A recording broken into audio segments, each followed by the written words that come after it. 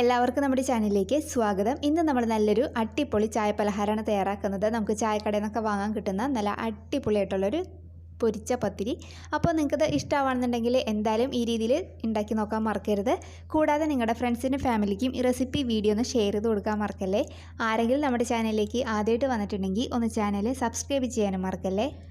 അപ്പോൾ നമുക്ക് ഈ പലഹാരം റെഡിയാക്കാൻ വേണ്ടിയിട്ട് ആദ്യം തന്നെ തേങ്ങയുടെ ഒരു മിക്സ് ഒന്ന് റെഡിയാക്കി വെക്കാം. അതിനായിട്ട് ഞാൻ മിക്സിയുടെ ചെറിയ ജാർ എടുത്തിട്ടുണ്ട്.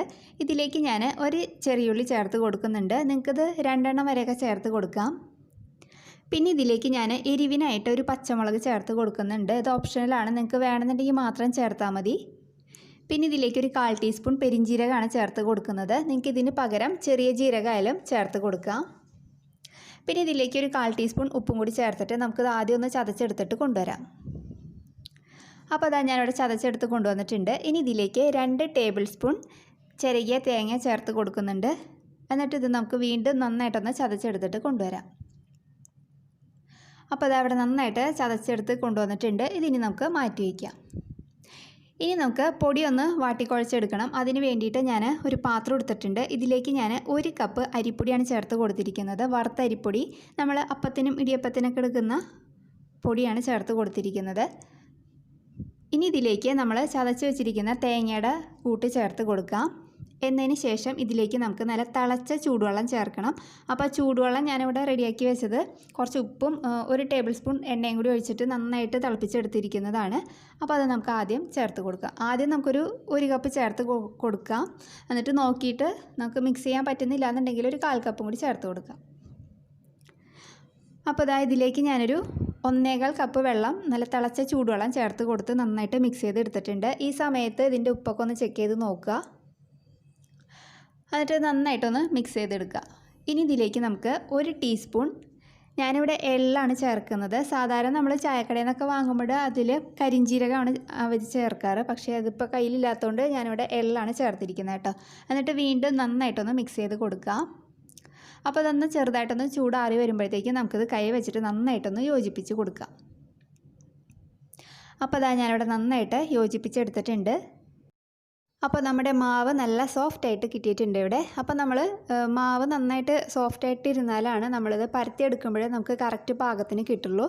വല്ലാതെ ഹാർഡായിട്ടിരിക്കുന്ന മാവാണെന്നുണ്ടെങ്കിൽ നമുക്കിത് പരത്തിയെടുക്കാൻ വലിയ ബുദ്ധിമുട്ടായിരിക്കും. അപ്പോൾ ഇത് നല്ല സോഫ്റ്റായിട്ട് വന്നിട്ടുണ്ട്. ഇതിനി നമുക്ക് പെട്ടെന്ന് തന്നെ പരത്തിയെടുക്കാം. അപ്പോൾ അതിന് വേണ്ടിയിട്ട് ഞാൻ ചപ്പാത്തി പലക എടുത്തിട്ടുണ്ട്. അതിലേക്ക് നമുക്ക് കുറച്ച് അരിപ്പൊടി ഒന്ന് ഇട്ട് കൊടുക്കാം.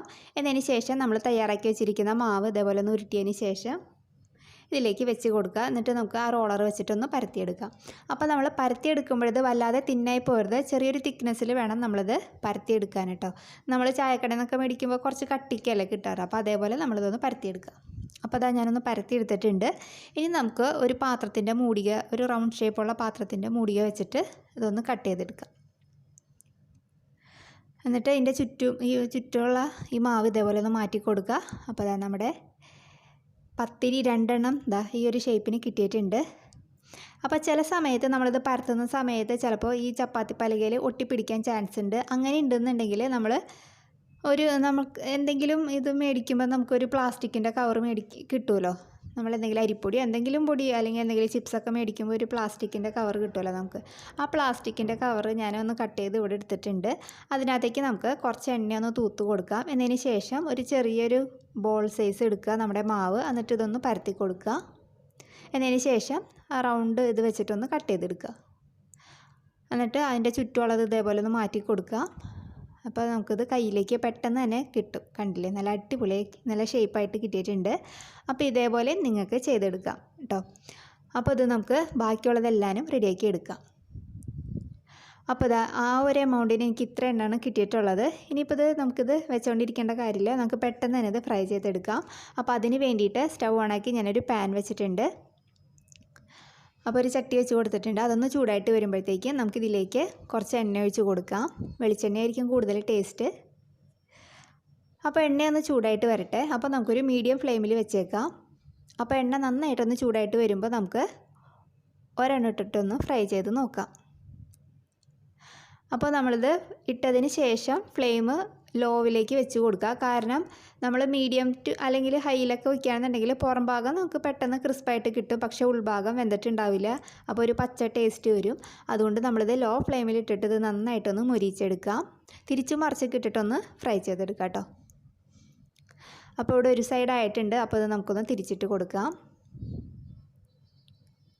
അപ്പോൾ ലോ ഫ്ലെയിമിൽ ഇട്ടിട്ട് തന്നെ ചെയ്തെടുക്കുക, എങ്കിലാണ് ആ ഉൾഭാഗവും കുക്കായി കിട്ടുള്ളൂ. അല്ലെങ്കിൽ ഉൾഭാഗം പച്ച ഇതായിട്ടിരിക്കും മാവ്.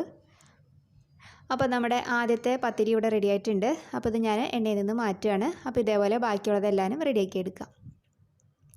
അപ്പോൾ ഇതാ നമ്മുടെ പത്തിരികളെല്ലാവരും ഞാനിവിടെ പൊരിച്ചെടുത്ത് വെച്ചിട്ടുണ്ട്. അപ്പോൾ ഇത് നല്ല ചൂട് കട്ടൻ ചായയുടെ കൂടെ കഴിക്കാൻ നല്ല അടിപൊളി ടേസ്റ്റാണ്. അപ്പോൾ നിങ്ങൾക്ക് ഈ രീതിയിൽ ഇഷ്ടമായിട്ടുണ്ടെങ്കിൽ എന്തായാലും ട്രൈ ചെയ്ത് നോക്കാൻ മറക്കരുത്. അപ്പോൾ നമുക്ക് നല്ലൊരു വീഡിയോ ആയിട്ട് അടുത്ത ദിവസം കാണാം. താങ്ക്